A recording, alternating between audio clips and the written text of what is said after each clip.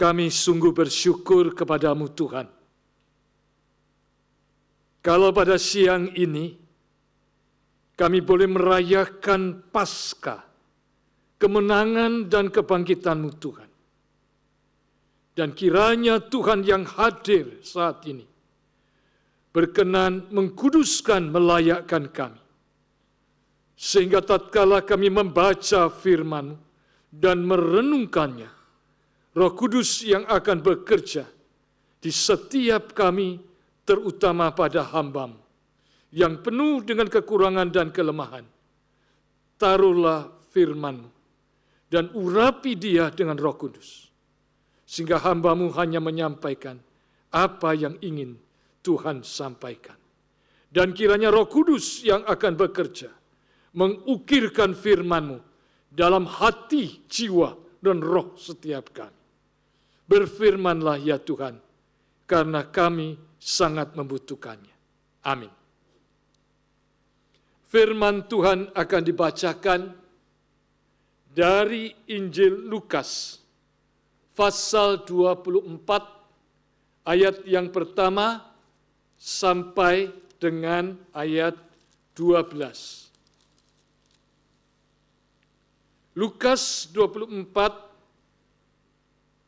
ayat pertama sampai ayat 12.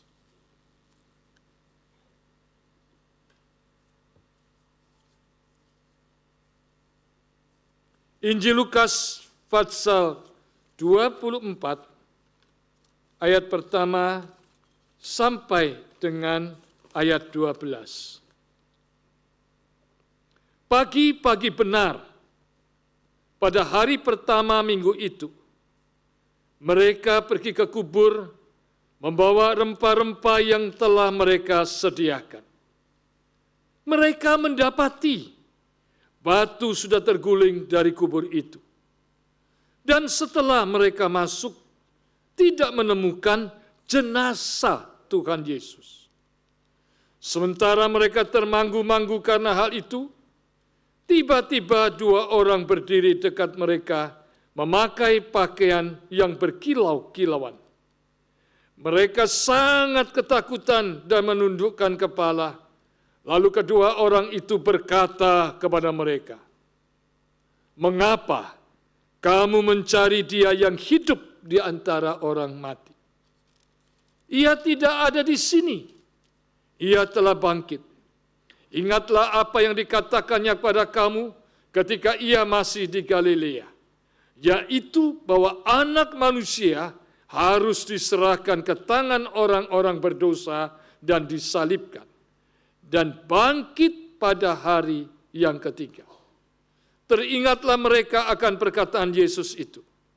Setelah mereka kembali dari kubur, mereka menceritakan semuanya itu kepada 11 rasul dan kepada semua saudara yang lain. Perempuan-perempuan itu ialah Maria dari Magdala, Yohana, Maria ibu Yakobus, dan perempuan lain yang bersama mereka. Mereka yang memberitahukannya kepada rasul-rasul. Namun, bagi mereka perkataan-perkataan itu seakan-akan omong kosong, dan mereka tidak percaya kepada perempuan-perempuan itu. Sungguh pun demikian, Petrus bangun lalu berlari ke kubur itu. Ketika ia menjenguk ke dalam, ia melihat hanya kain kafan saja. Lalu ia pergi dan bertanya dalam hatinya, apa yang kiranya telah terjadi. Bagian yang kedua adalah surat Roma, pasal 6 ayat 9 dan ayat 10. Surat Roma pasal 6 ayat 9 dan ayat 10.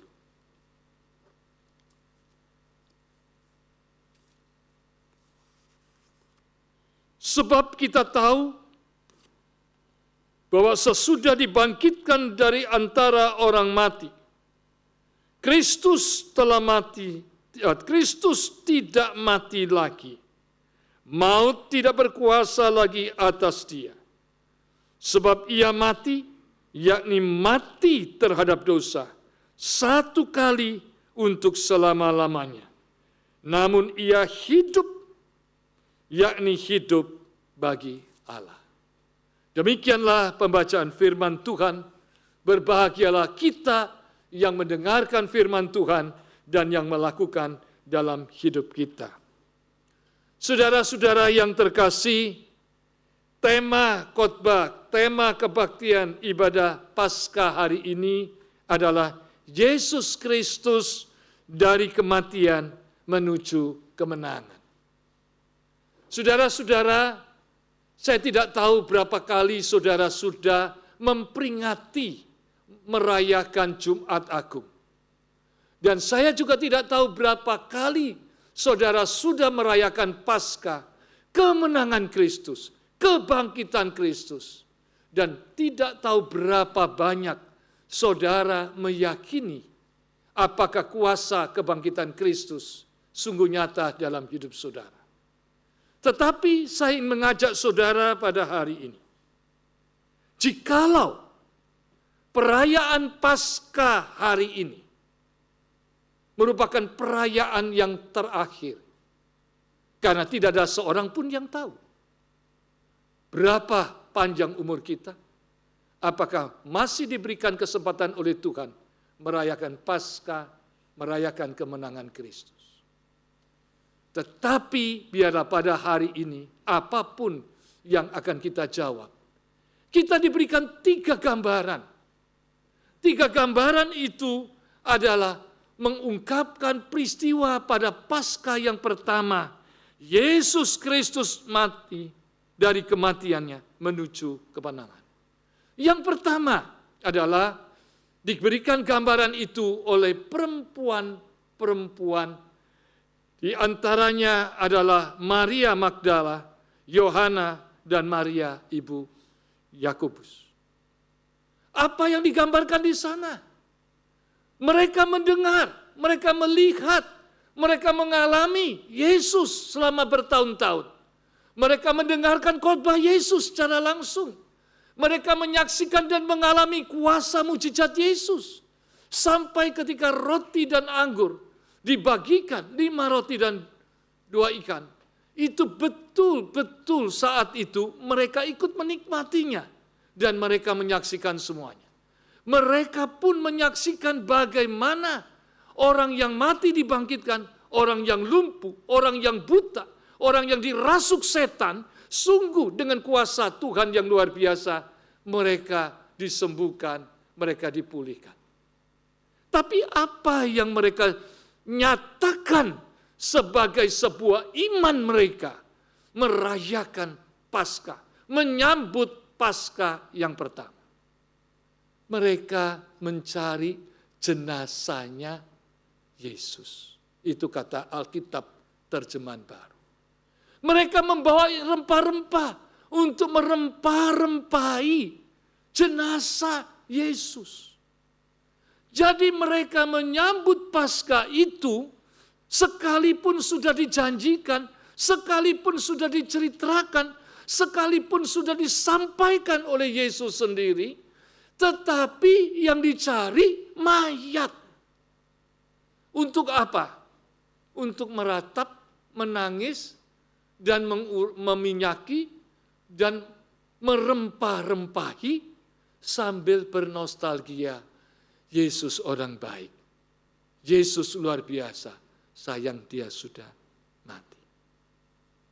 Yang kedua, kita mungkin seperti para Rasul 11. Karena Yudas Iskariot sudah gantung diri. Apa yang ditunjukkan oleh 11 Rasul ini? Yaitu ketika perempuan-perempuan ini kembali dari kubur dan menceritakan semuanya itu, lalu jawaban mereka apa?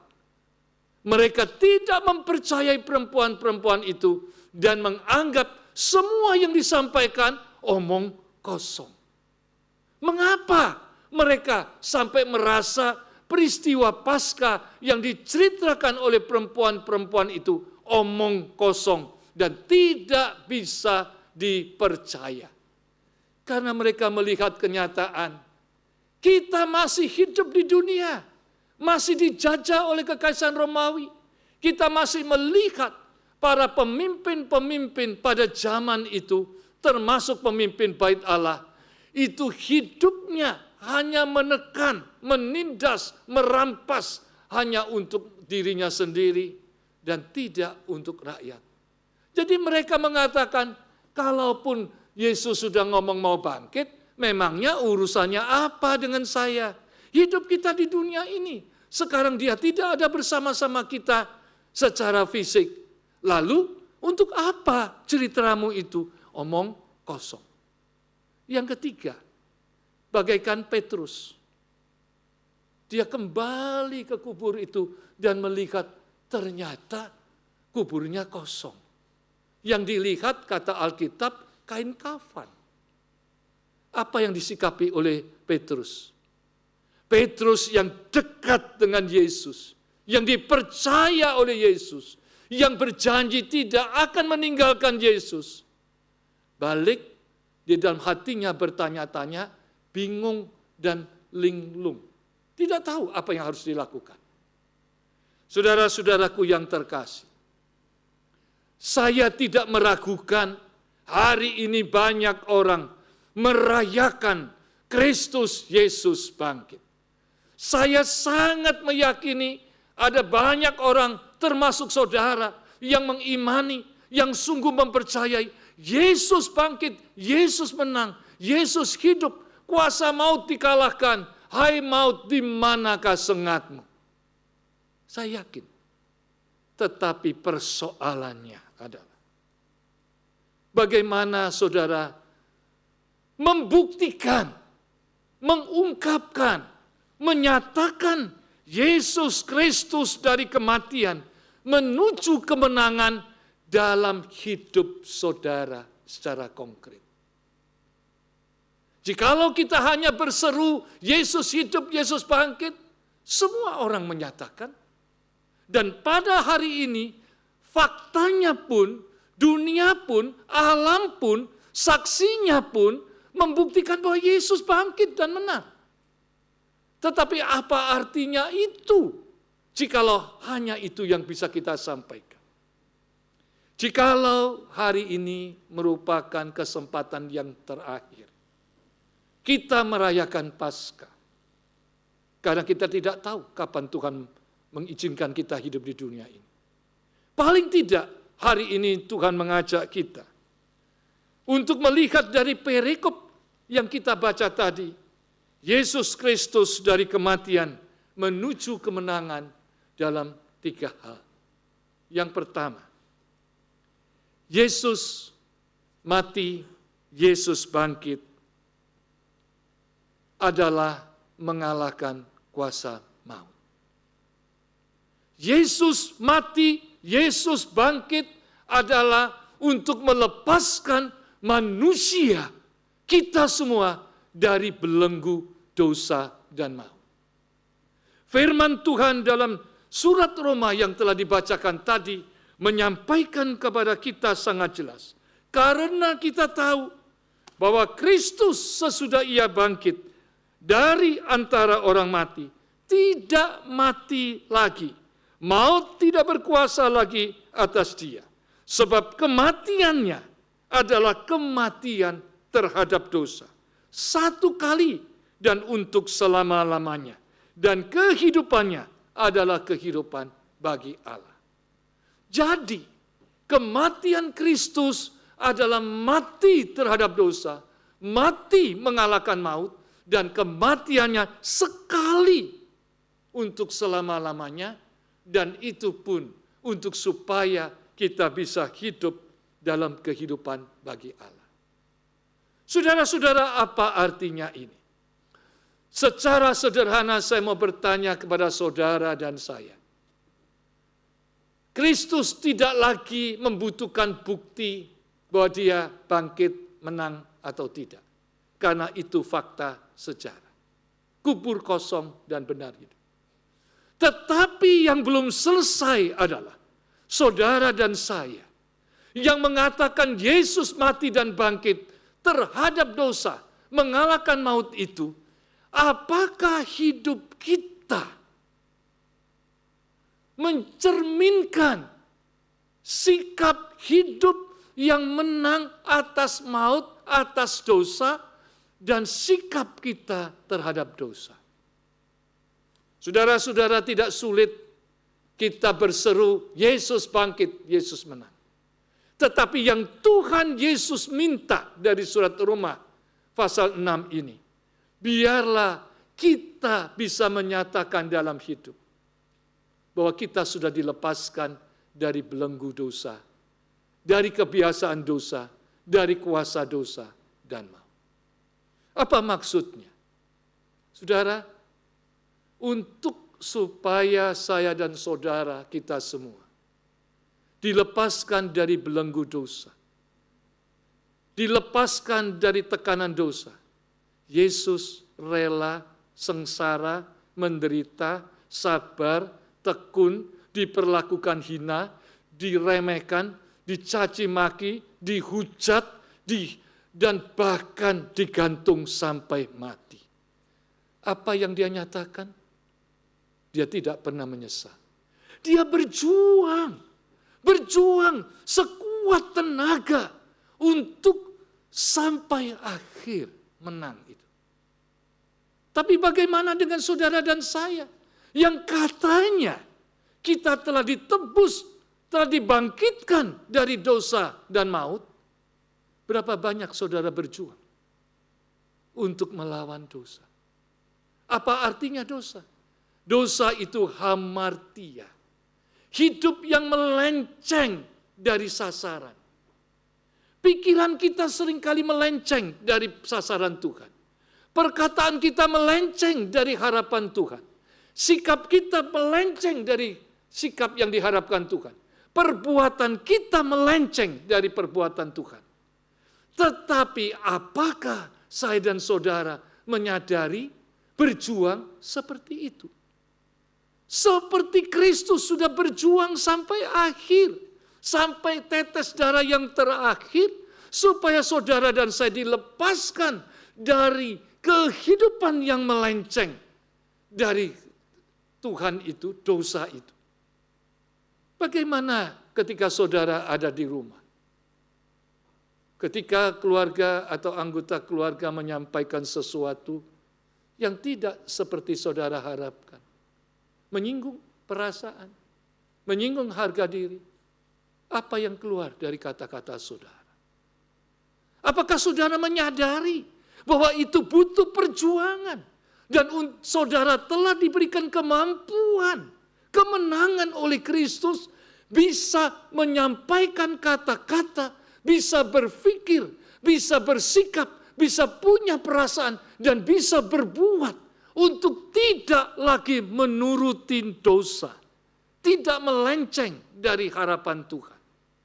Bisakah pikiran kita tidak memikirkan, melihat orang lain dengan cara pikir kita yang menyalahkan, yang meremehkan, yang merendahkan orang lain? Bisakah mulut kita dengan kekuatan kebangkitan Kristus yang sudah diberikan kepada kita, kita berjuang untuk tidak lagi berkata-kata yang seperti itu? Bisakah perasaan kita menahan diri untuk tidak merasa tersinggung, terusik, marah, dan kemudian emosional? Karena kita telah diberi kemenangan melalui pengorbanan kasih Tuhan sampai kepada kematian dan kebangkitan. Jikalau saudara dan saya terhadap dosa, terhadap hidup yang melenceng dari Tuhan, saudara tidak mengalami perubahan. Saudara tidak merasa salah, saudara tidak merasa butuh perjuangan, saudara tidak perlu pengorbanan untuk itu. Bagaimana saudara yakin berkata, saudara percaya Tuhan Yesus. Yesus mati dan bangkit untuk saudara. Yesus benar mati dengan kasih-Nya menebus saudara. Bukan hanya memaafkan, Karena Alkitab menegaskan upah dosa ialah maut. Dan Kristus menggantikan saudara untuk mengalami hukuman itu. Supaya saudara dilepaskan dari belenggu dosa itu. Dan saudara menghayati bahwa itu yang tidak pantas dan tidak patut. Dan saudara diberi kemampuan sekalipun dalam tubuh yang lemah. Saya dengan kekuatan, dengan segala kemenangan Kristus, saya harus berjuang. Apakah mungkin di dalam perjalanan hidup sebagai orang Kristen yang masih punya tubuh darah daging, kita dimampukan seperti itu? Apalagi ketika saudara melakukan yang terbaik, melayani terbaik, memberikan dengan rela ikhlas kepada keluarga saudara dan kepada siapapun.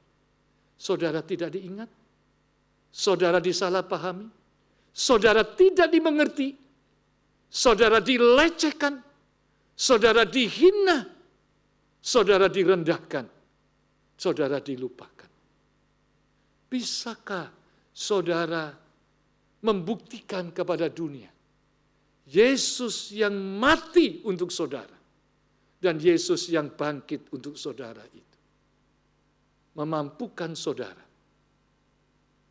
masih bisa menghadirkan kata-kata, pikiran, sikap, dan perbuatan yang tidak lagi menurutin dosa, tapi menurutin kehendak Tuhan.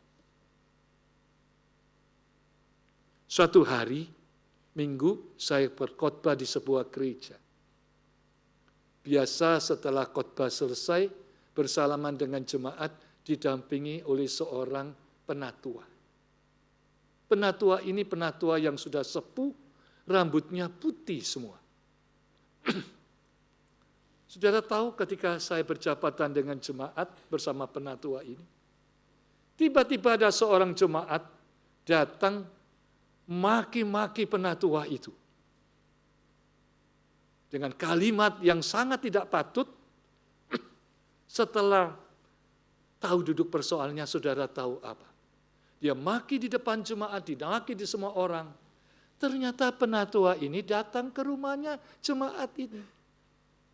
Jemaat ini tidak punya anggota keluarga. Jemaat ini di gereja itu hidup semakin hari semakin sulit. Maka penatua ini atas nama gereja membelikan sebuah freezer, kotak freezer yang besar itu, supaya si ibu itu yang kerjaannya menjahit sekarang sudah sepi karena orang pada beli di toko, di online, maka dikasihi supaya dia bisa bungkus air, bungkus apa, ditaruh supaya bisa dijual dan bisa hidup. Saudara tahu, hari itu bukan terima kasih, dimaki-maki. Singkat ceritanya, gara-gara freezer itu, yang dituduh bekas, listriknya di rumahnya padam konslet. Saudara tahu, apa yang saya perhatikan dari penatua ini? Wajahnya tidak berubah, tetap senyum. Dia mengatakan, baik ibu, selesai kebaktian nanti, selesai, saya akan mampir, saya cek dulu ya. Saudara, mestinya ibu itu diam, tidak makin menjadi-jadi. Dituduhlah, dibilang dia beli freezer bekas lah dan sebagainya. Suatu hari saya bertemu kembali dengan penatua ini. Saudara tahu apa yang terjadi? Dia dengan saya bertanya, kenapa Bapak bisa sabar, tidak membela diri dan tetap senyum? Dan itu budak pura-pura. Dia bilang, saya cek di rumahnya Pak Pendeta, ternyata yang konslet bukan freezernya, rice cookernya yang sudah tua. Terus saya tanya, ketika jemaat itu datang lagi ketemu di gereja, apa yang dia ucapkan? Tidak ada, tidak seperti tidak terjadi apa-apa. Tidak ada kata sorry ya dan terima kasih, tidak ada.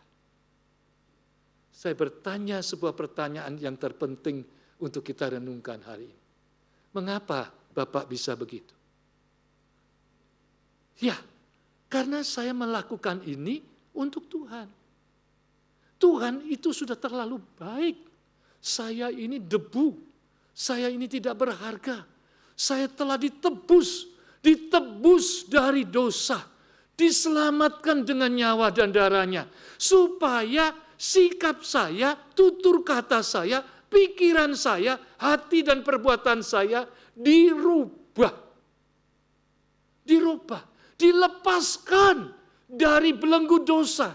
Kalau saya marah, saya tidak lagi menghargai karya Tuhan.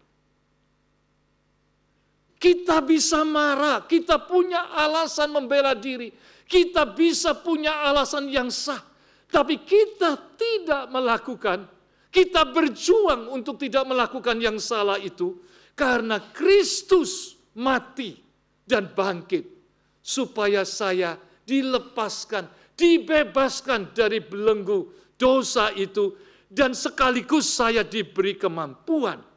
Sekalipun saya punya alasan dan harus marah, saya tidak bisa marah. Saya berubah. Saudaraku, kita hari ini diberi kesempatan merayakan Paskah. Kemenangan kebangkitan Kristus. Tidak salah di Jumat Agung, di dalam perjamuan kudus kita menangis. Tidak salah kita berteriak, Kristus telah bangkit, Kristus telah menang. Hai maut, di mana kuasamu? Hai maut, di mana sengat? Kristus sudah selesai, saudara dan saya yang belum. Buktikan itu di dalam perubahan pikiran, kata-kata, hati dan perbuatan. Di dalam rumah, di dalam masyarakat, di tempat pekerjaan, di dalam gereja. Yang kedua, Yesus Kristus dari kematian menuju kemenangan. Tidak hanya soal dosa. Yesus mati untuk apa? Ayat Alkitab yang telah kita baca tadi mengatakan hubungan kita dengan Allah yang tadinya putus karena dosa dipulihkan. Tadinya kita adalah orang yang menjadi seteru musuh Allah. Tidak bisa punya hubungan dengan Allah. Yang dimusuhin Allah, yang menjadi musuh Allah, dan yang dimurkai Allah. Sekarang Kristus mati dan bangkit, hubungan itu dipulihkan. Saudara-saudara, benarkah saudara dan saya menghargai kematian dan kebangkitan Kristus? Diukur, apakah saudara hari ini dipulihkan dengan Tuhan? Tidak. Pasti sudah dipulihkan, Kristus sudah mati dan bangkit. Yang menjadi persoalan, saudara menghargai tidak? Keistimewaan saudara dipulihkan oleh Tuhan. Setiap bangun pagi sampai malam, setelah saudara akan tidur, siapa yang saudara rindu untuk didengar? Orang lain? Advisor? Atau diri kita sendiri? Pernahkah kita merindukan, begitu dahsyatnya kerinduan kita, mendengarkan suara Tuhan? Mendengarkan maksudnya Tuhan. Mendengarkan suara Tuhan. Menghargai persekutuan kita dengan Tuhan. Saudara-saudara, kita di rumah punya banyak Alkitab. Bahkan di HP bisa disetel, tidak usah dibaca, bisa mendengar. Ada yang bacain. Pertanyaan, saudara pakai tidak untuk bersekutu dengan Tuhan? Saudara, di peristiwa COVID kemarin, kita pernah mengalami bersama. Saya mau menceritakan pengalaman beberapa jemaat di saat COVID yang berkaitan dengan dipulihkannya persekutuan komunikasi dengan Tuhan itu. Begitu saking rindunya beribadah. Gereja belum berbuka untuk kebaktian berbulan-bulan. Jemaat tertentu itu bawa mobil sampai di depan gereja, dia hanya melihat gereja dan kemudian dia menangis. Saya mau kebaktian kok gerejanya tutup. Saudara tahu apa yang kemudian terjadi di sebagian jemaat yang saya layani. Mereka tiba-tiba digerakkan untuk membuat kelompok-kelompok pembaca Alkitab setiap hari. Ada yang 50 orang dan masing-masing kelompok itu ada petugasnya. Ini pun tidak ada program gereja, tidak ada rapat gereja. Lalu kemudian di situ, di nomor 1 sampai nomor sekian ikut kelompok itu, maka setiap hari laporan. Saya sudah baca bagian hari ini, besoknya laporan. Yang belum, semuanya mendorong supaya semuanya rindu. Apa yang kemudian hasilnya? Kalau punya kebiasaan, punya latihan tiap hari merindukan firman Tuhan. Setiap bulan 1 kali bertemu dalam Zoom meeting, maka di situ didiskusikan apa yang didapatkan hari-hari selama sebulan dari bacaan firman Tuhan. Tidak ada yang merasa hebat, tidak ada yang merasa jelek.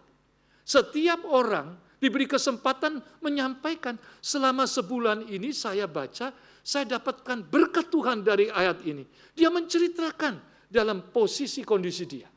Masing-masing saudara. Dan di situ juga diberi kesempatan masing-masing boleh bertanya dan menjawab apa yang tidak dipahami.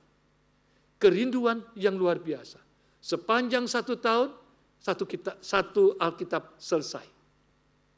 Saya termasuk ikut menjadi anggota juga. Saya tahu betapa itu luar biasa. Hari ini saudara merayakan kebangkitan kemenangan Kristus. Yesus menang, Yesus telah bangkit, sehingga putusnya hubungan saudara dengan Allah Bapa di surga telah dipulihkan. Apakah saudara rindu dengan suara Tuhan? Apakah saudara rindu membaca firman Tuhan? Apakah saudara rindu memakai berkat Tuhan di dalam HP saudara? Mendengar firman Tuhan setiap hari. Gak usah dibaca, dimanapun.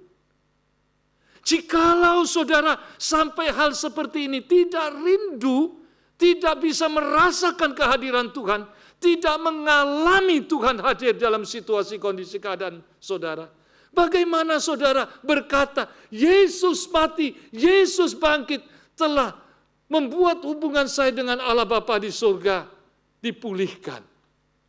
Dipulihkan berarti saudara yang tadinya dan saya budak dari dosa, dipulihkan menjadi ahli waris kerajaan surga.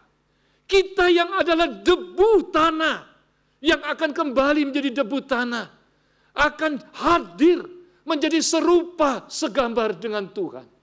Kita yang masih memakai tubuh jasmani yang terbatas, yang punya kekurangan kelemahan, yang tinggal di tengah-tengah dunia, situasi, kondisi, keadaan yang tidak kita bisa berdaulat. Tapi ketika kita dipersekutukan, kembali dipulihkan dengan Tuhan, berarti saya hidup bersama Tuhan. Saya hidup untuk Tuhan, saya adalah milik Tuhan. Situasi kondisi bisa tidak seperti yang saya harapkan, tapi saya selalu hadir sebagai biji mata Tuhan di depan banyak orang untuk menjadi garam dan terang dunia. Mempunyai makna tanpa terpengaruhi oleh situasi kondisi saudara. Apakah mungkin saudara, di zaman sekarang orang yang lemah, yang tidak gesit, situasi kondisinya tidak baik-baik saja, menjadi berkat dan menghadirkan Tuhan? Keluhan yang paling sering didengar adalah dari orang tua. Orang tua ketika muda luar biasa, ketika dewasa hebat tentang ceritanya perjuangannya. Ketika tuanya Dia merasa sendiri, tidak ada orang yang mau mendengar dia, tidak ada orang yang menemani dia, dia merasa sendiri. Bahkan satu demi satu hari, teman-temannya tidak bertambah tapi berkurang. Apa yang menjadi keluhan mereka? Tuhan, saya sudah nggak ada gunanya. Orang yang paling dekat dengan saya, anak yang saya kandung, saya lahirkan, saya besarkan, saya didik. Dan untuk dia, aku pun berani tidak makan asal dia makan. Saat aku telepon dia nggak angkat. Saat aku WA dia, nggak dijawab. Doanya apa? Tuhan cabut saya dari dunia ini. Saudara, apakah itu sikap seorang yang percaya Yesus mati dan bangkit untuk dia? Tidak. Saya belajar dari seorang anggota jemaat yang meninggal di usia hampir 106 tahun. Apakah dia baik-baik saja? Tidak. Saudara bisa bayangkan kalau orang umur 105 tahun, ada WA group enggak? Teman-teman SD, SMP, SMA-nya dia, ada enggak? Ada. Sepi. Saudara mungkin membayangkan dia diberikan oleh Tuhan kekuatan tulang baja, urat semua yang kuat, gagah perkasa. Ya tidak juga. Dia bisa jatuh, dia bisa patah. Tapi tahukah saudara, jemaat saya ini luar biasa. Dia hadir di generasi yang berbeda-beda, tapi dia mengalami Tuhan selalu hadir dalam kondisi dia. Anaknya 80-an lebih, cucunya 60-an, cicitnya. Jadi dia dengan generasi anak, generasi cucu, generasi cicit, bisa berkomunikasi dan menjadi teman. Bisa berguna, bisa bermanfaat. Bahkan ketika dia sama dengan kita.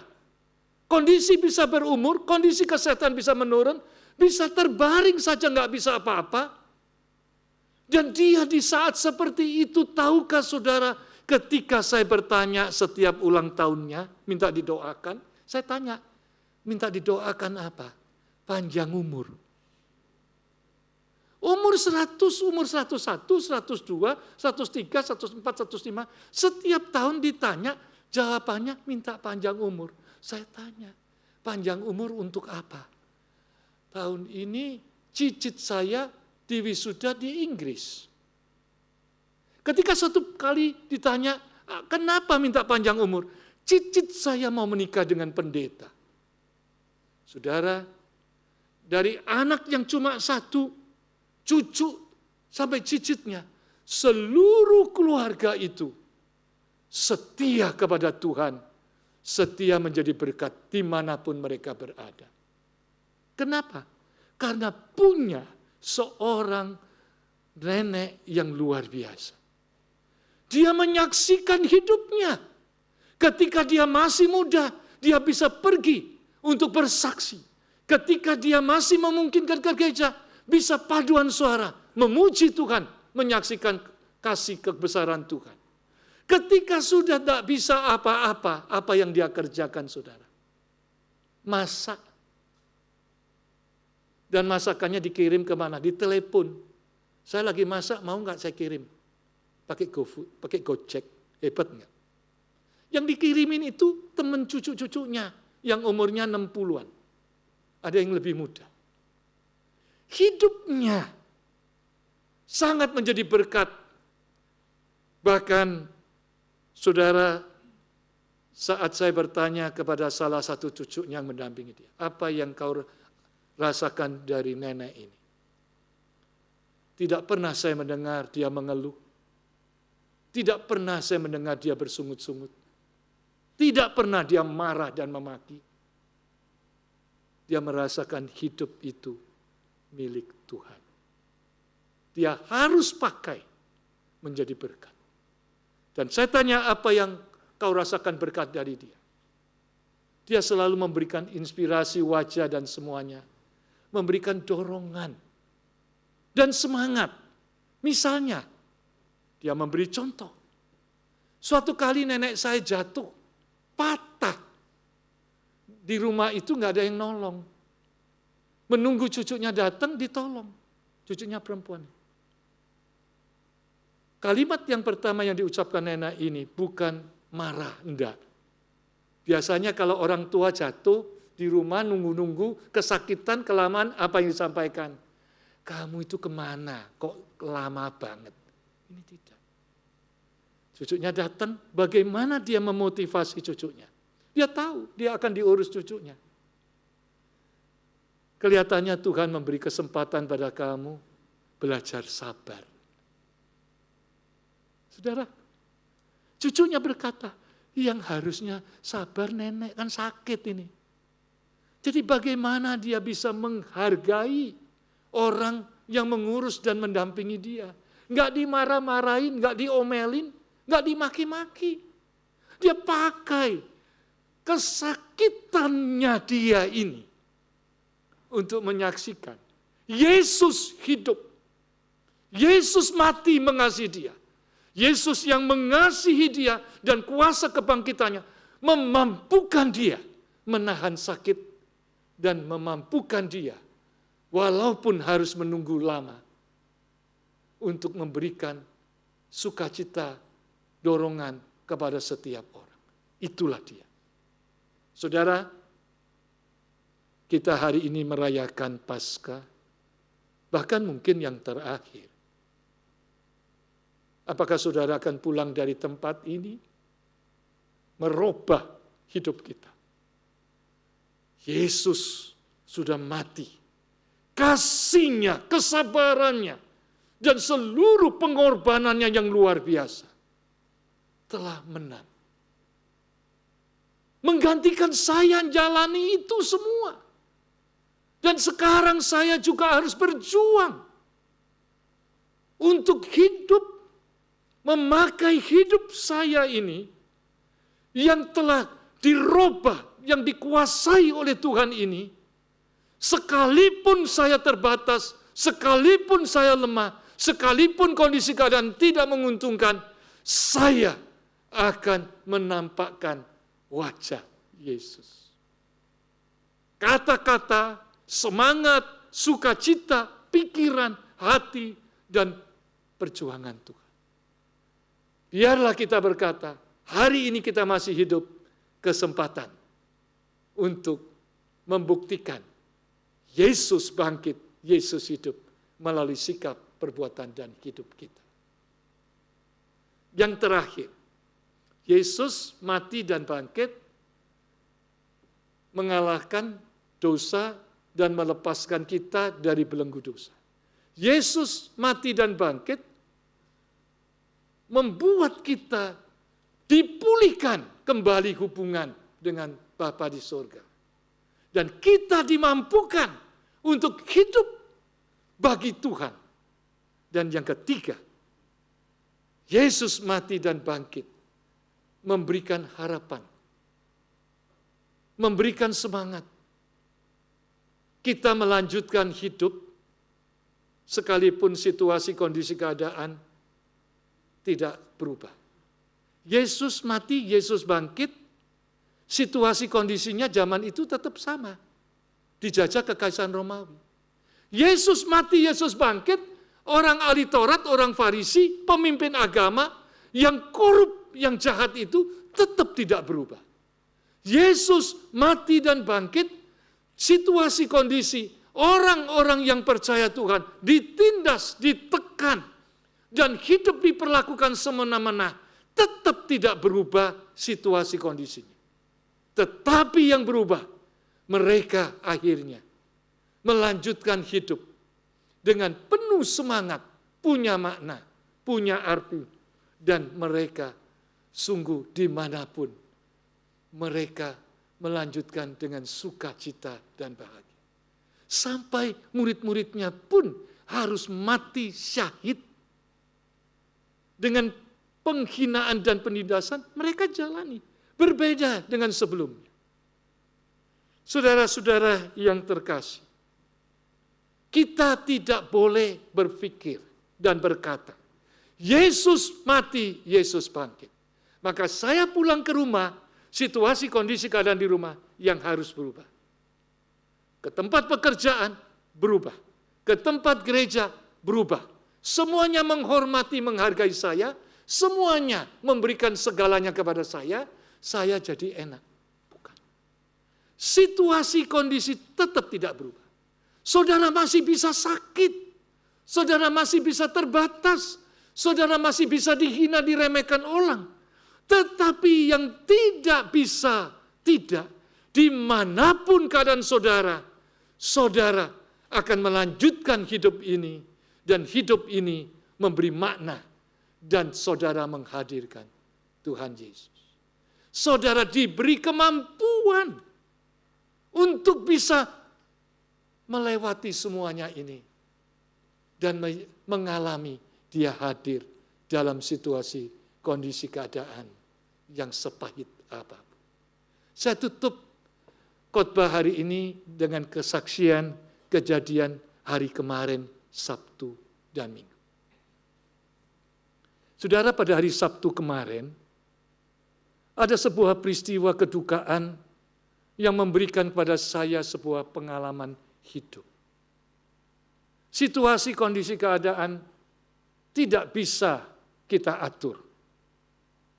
Tetapi yang bisa kita alami adalah dalam situasi kondisi keadaan seperti apapun, saudara akan diberi kemampuan bahwa kematian, kasih dan pengorbanan Yesus dan kuasa kemenangan kebangkitan Yesus akan memampukan saudara mengalami Tuhan masih tetap berkarya. Ada seorang anggota jemaat kami, umur 94 tahun. Dia seorang dokter yang hebat. Hebatnya bukan karena soal ahlinya saja. Dia adalah seorang dokter yang masuk sekolah kedokteran karena salah satu paru-parunya sudah tidak berfungsi. Dia bertekad sebagai anak Tuhan, saya harus menjadi seorang dokter paru-paru untuk menolong orang lain. Hebat bukan? Lalu kemudian dia sekolah, dia diberi pasangan seorang istri, dan istrinya juga sangat mendukung dia. Tanggal 8 yang akan datang mestinya dia diberikan penghargaan MURI, Museum Rekod Dunia Indonesia. Sebagai seorang yang tertua menuliskan autobiografinya. Dia menceritakan bagaimana Tuhan bekerja dalam hidup dia yang tidak mudah-mudah saja. Yang penuh dengan kesulitan dan badai. Tapi pertolongan Tuhan, karya Tuhan, ada sekalipun dia dalam keadaan lemah. Itu dia ceritakan di sini. Kemudian dia minta kepada pimpinan MURI, dimajuin, karena istri saya sedang sakit. Dimajuin hari Sabtu kemarin. Apa yang diharapkan? Supaya saya bisa foto menerima penghargaan itu bersama istri saya. Siapa istrinya? Istrinya itu tidak dalam keadaan baik-baik saja. Beberapa tahun terakhir istrinya demensia. Bapak Ibu yang mendampingi orang demensia pasti tahu tidak mudah. Tapi tahukah dia merindukan, cintanya juga tidak berubah kepada istrinya. Dan saya melihat banyak dari hidupnya dalam keadaan istrinya yang demensia itu pun. Dia bisa melayani, mendampingi tanpa orang lain. Seorang dokter yang tua. Dan hanya dibantu oleh seorang yang melakukan sesuatu di rumah. Dan kemudian dia bisa merasakan betapa berharga istrinya bagi dia dalam demensia. Saya akan berikan satu contoh. Suatu kali ulang tahun dokter ini umur 94. Di sebuah meja makan yang tidak banyak orang, beberapa orang aja, keluarga, anak, dan kami berkumpul makan. Sudah tahu dia berjuang dari rumah membawa istrinya yang demensia ke restoran itu sebuah perjuangan. Tidak mudah. Sampai di restoran, tiba-tiba orang demensia itu kan tidak mengenal orang. Tiba-tiba dia bisa suaranya, nadanya bisa tinggi. Biasanya orang kalau datang ke restoran dilihat orang banyak, tiba-tiba ada yang suaranya tinggi dan berteriak, apa komentar kita? Shh, ini restoran, bukan di rumah, jangan marah. Dia tidak. Saya perhatikan bukan wajah istrinya, wajah dia kebetulan di depan saya. Wajahnya tetap sukacita, orang sedang merayakan ulang tahun. Ketika istrinya seperti itu, dipegang tangannya, dilus-lus. Saya lihat wajah istrinya berubah dengan sangat gembira.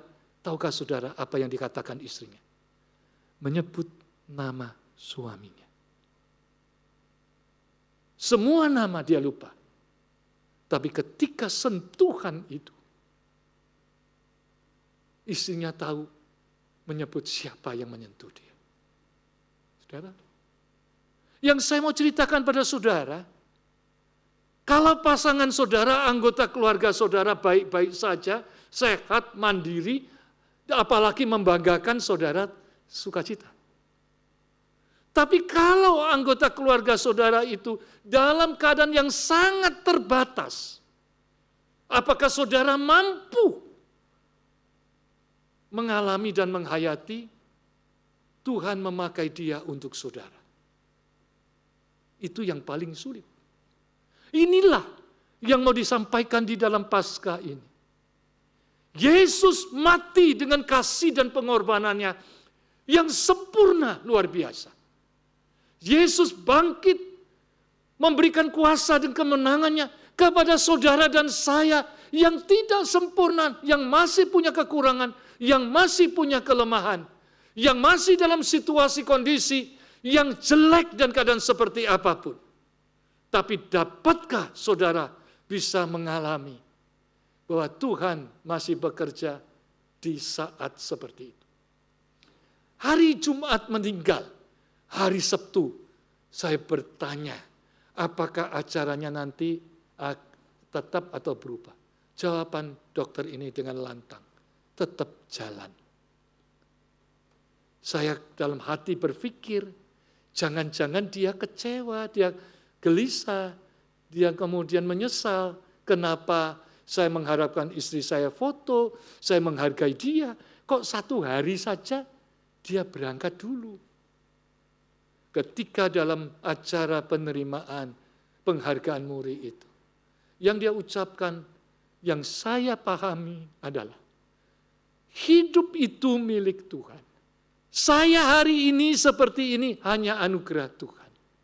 Saya memang mengharapkan istri saya bisa bersama saya foto. Tetapi dalam sesulit apapun, dalam kondisi apapun, di dalam keadaan yang tidak seperti kita harapkan apapun, Tuhan itu luar biasa. Tuhan berkarya. Kasih-Nya lebih daripada kesulitan kita. Dia mampu melihat itu. Dia mampu mengalami itu. Dia mampu bisa mengucap syukur dengan wajah sukacita sekalipun dalam kehilangan. Bukan karena dia tidak punya perasaan. Dia menceritakan, dia sedih, dia kehilangan, dia menangis. Tapi saya harus menghargai bahwa pemberian ini, penghargaan ini adalah penghargaan untuk siapa? Untuk Tuhan. Untuk karya Tuhan. Dan dia mengatakan, kalau saya tidak menghargai, tidak menghormati, saya takut Tuhan marah dengan saya. Saudara, inilah yang terjadi hari kemarin, yang saya sampaikan pada saudara. Mungkin hari ini saudara sedang menghadapi situasi kondisi yang tidak ideal. Bahkan saudara menangis, saudara meratap, saudara berdoa, saudara berpuasa, saudara minta supaya Tuhan mengangkat semua beban itu. Tapi biarlah hari ini saudara diyakinkan, situasi kondisi tidak akan berubah, beban saudara pun tetap. Tapi saudara akan dimampukan dengan kasih pengorbanan Yesus yang luar biasa dalam kematian. dengan kuasa kemenangan dan kebangkitannya, mengalahkan kuasa maut. Saudara dimampukan mengalami dalam kondisimu yang kata orang tidak baik-baik saja dan terpuruk itu, Tuhan berkarya. Dan saudara bermakna bagi semua orang.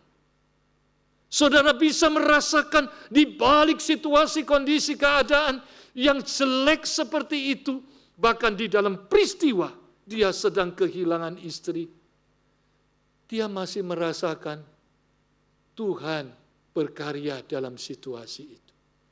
Dan mengatakan apa? Hidup waktu ini punya Tuhan. Kalau saya diberi, hanya karena anugerah.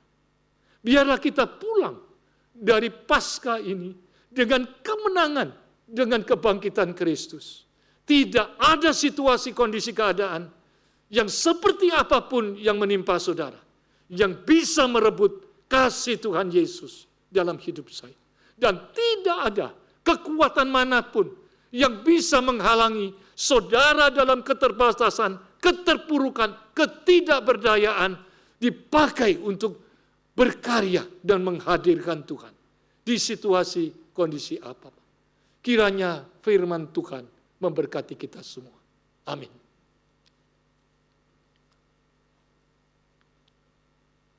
Mari kita berdoa.